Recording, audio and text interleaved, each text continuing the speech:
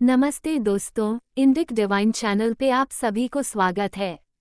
श्रीमद् भगवद गीता में भी कहा है, अवश्यमेव भोक्तव्यम कृत पूर्व जन्मना, अर्थात पूर्वजन्म में किए हुए कर्मों का फल अवश्य भोगना पड़ता है।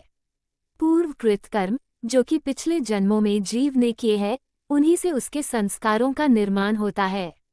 और ये संस्कार सूक्ष्म शरीर के अंतःकरण के चित्त की स्मृति में संचित होते रहते हैं। इन्हीं संस्कारों का कुछ चुना हुआ भाग वर्तमान के जीवन में भोगने हेतु चुना जाता है। इस चुने हुए संस्कार के भाग को प्रारब्ध या भाग्य कहते हैं। यदि प्रारब्ध में अच्छे कर्मों से बने संस्कार चयनित हैं, तो जीव को वर्तमान में अच्छे भोग भोगने को प्राप्त होंगे। इसी प्रकार मिश्रित व बुरे प्रारब्ध को भी समझा जाता है। यद्यपि प्रारब्ध भोगने में किसी प्रकार की स्वतंत्रता जीव को नहीं है, क्योंकि ईश्वर कर्म फल भोग का नियंता है।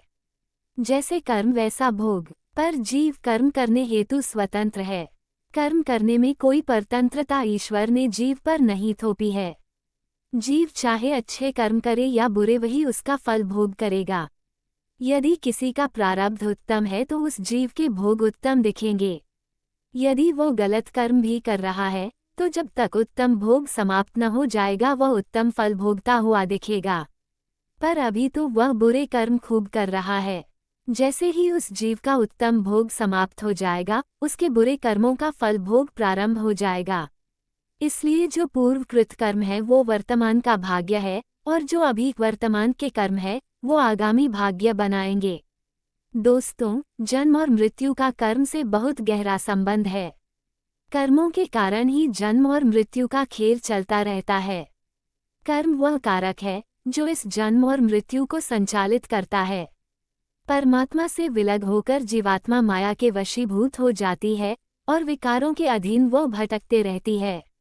विकार अर्थात वासनाएं, इच्छाएं, काम, क्रोध, लोभ, मोह और अहंकार ही उसे कर्म करने को प्रेरित करती हैं, जिसके अधीन वह मोहग्रस्त होकर अच्छे बुरे सभी कर्म करता है।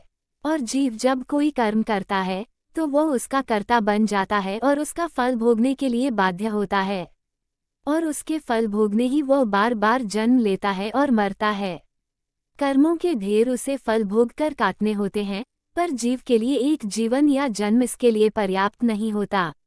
अतः उसे लाखों जन्म भी लग जाते हैं, पर कर्मों का ढेर खत्म नहीं होता, क्योंकि फल भोगने के साथ वह नए कर्म भी करता जाता है, जो उसे जन्म लेने को मजबूर कर देते हैं। पुनर्जन्म या कर्मों के सिद्धांत के अनुसार कुछ कर्मों का फल तो साथ के साथ मिल जाता है, और कुछ कर्मों का फल देर से, इसी जन्म में या आने वाले जन्मों में मिलता है। कर्म सिद्धांत एक सीधा साधा सूत्र है, परंतु उसे साधने में जन्म जन्मांतर लग जाते हैं। मोक्ष इक्वल्स 0 पुण्य फल जोड़ 0 पाप फल जोड़ 0 इच्छाएं। मनुष्य योनि में आया जीव अपने प्रारब्ध में आए सुख दुख भोग कर अपने पिछले कर्मफलों का क्षालन कर सकता है, और अपने सभी कार्य निष्काम भाव से करते हुए नए कर्मफल जोड़ने से बच सकता है, और कर्मफल और इच्छा शून्य होकर परमेश्वर के मोक्ष का सुपात्र बन सकता है।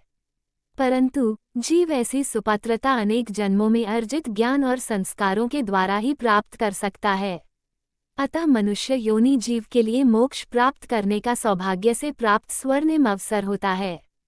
सद्गुरु या परमात्मा की शरण में आने पर उसे वह आसान रास्ता मिल जाता है कि वह अपने कर्मों के बोझ से मुक्त हो सकता है। प्रेम, ज्ञान, भक्ति, सेवा, परमात्मा का पल पल सिमरन और मुक्ति के लिए प्रार्थना और सत्कर्म द्वारा वह कर्मजाल को काटकर उससे बाहर आ सकता है। दोस्तों, आशा करते हैं जन्म मृत्यु के चक्र, कर्म का सिद्धांत और प्रारब्ध या भाग्य से जुड़े ये जानकारी आपको अच्छी लगी होगी। वीडियो अगर आपको अच्छी लगी हो तो एक लाइक करके चैनल को सब्सक्राइब कर लीजिए।